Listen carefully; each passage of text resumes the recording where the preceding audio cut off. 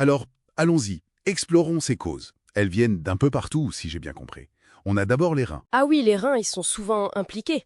Ça peut être une maladie rénale chronique, certaines atteintes du tissu rénal qu'on appelle néphropathie, ou une maladie génétique comme la polykystose. Ok.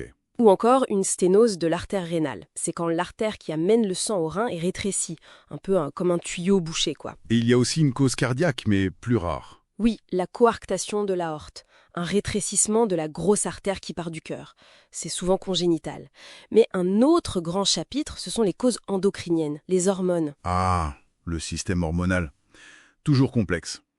Quelles sont les pistes de ce côté-là? Alors, on pense surtout à l'hyperaldostéronisme primaire. C'est une production excessive d'aldostérone. L'hormone qui gère le sel et l'eau. Voilà. Elle fait retenir le sel et l'eau, mais perdre du potassium, d'où l'indice de l'hypokaliémie dont on parlait.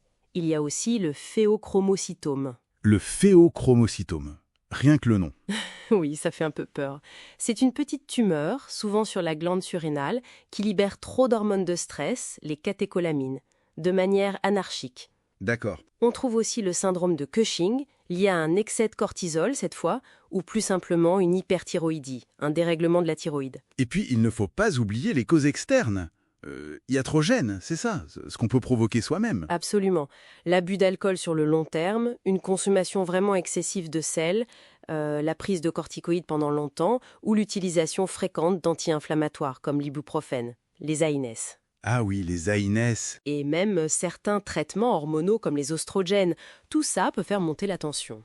Et là où ça devient vraiment intéressant pour le diagnostic, c'est qu'il y a des indices spécifiques pour